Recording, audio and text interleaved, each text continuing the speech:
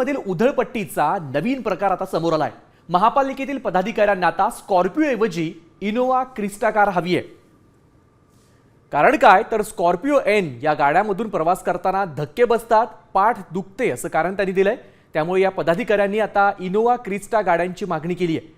त्यानुसार उपमहापौर, सभागृह नेते, विरोधी पक्षनेते आणि 3 समिती अध्यक्षांसाठी 25 लाखांची एक अशा अनेक गाड्या मागवण्यात आल्यात। हा प्रस्ताव आता आयुक्तांकडे मंजुरीसाठी पाठवला गेलाय।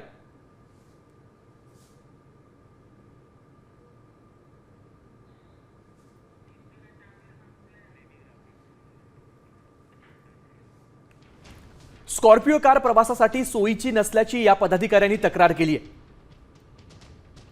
प्रवासादरम्यान स्कॉर्पिओ कारमधून धक्के बसत असल्याचा दावा या पदाधिकाऱ्यांनी केलाय।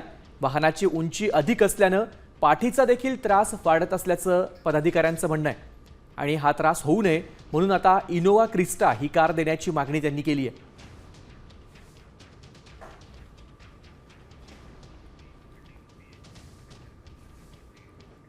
दरम्यान पदाधिकाऱ्यांनी स्कॉर्पिओ ऐवजी इनोवा कारची मागणी केल्यानंतर सत्ताधारी आणि विरोधक आमने सामने आलेत।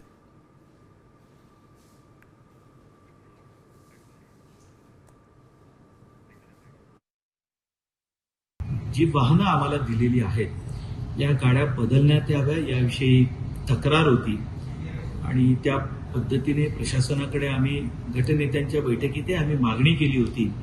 तर त्यानुसार आताच्या ज्या गाड्या आहेत या बदलून नवीन क्रिस्टा गाड्या घ्याव्यात असा माझ्या माहितीप्रमाणे प्रस्ताव येतोय। आम्ही मागणी केली होती की आमच्या गाड्या बदला आणि प्रशासनाने ते मान्य केलं होतं की होय याबाबत आम्हालाही तक्रारी प्राप्त झालेल्या आहेत।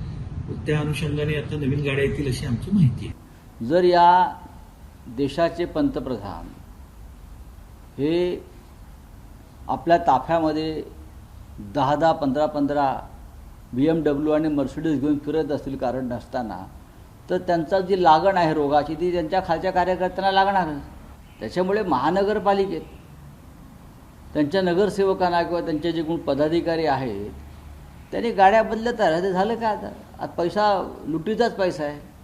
पण गाड्या घेण्यासाठी तुम्ही सरकारी तिजोरीला हात घालता, लक्षात घ्या, जनतेच्या तिजोरीला हात घालता। व्यक्तिगत तुमची संपत्ती वेगळी आणि जनतेची संपत्ती वेगळी आहे। ह्या ज्या स्कॉर्पिओ आहेत ह्या 4 महिनेही नाही झालेत, कोऱ्या करकरीत गाड्या आहेत आणि त्या गाड्या आता त्या सहाय्यक आयुक्तांना म्हणजे वॉर्ड ऑफिसरांना द्यायच्या आणि वॉर्ड ऑफिसरांच्या स्कॉर्पिओ ज्या आहेत त्या अभियंत्यांना द्यायच्या, जुन्या स्कॉर्पिओ। तर मग त्या वॉर्ड ऑफिसर आणि अभियंते इतके वर्ष स्कॉर्पिओ त्यांना का पाठदुखी होत नाही, तुम्हालाच कशी होते? आणि ही पैशाची उधळपट्टी जी आहे ती थांबवली पाहिजे। आयुक्तांकडे हा प्रस्ताव गेलेला आहे। आयुक्त अजून तो प्रस्ताव पास झालेला नाही, परंतु विरोधी पक्ष म्हणून आम्ही आमचा विरोध कायम राहील।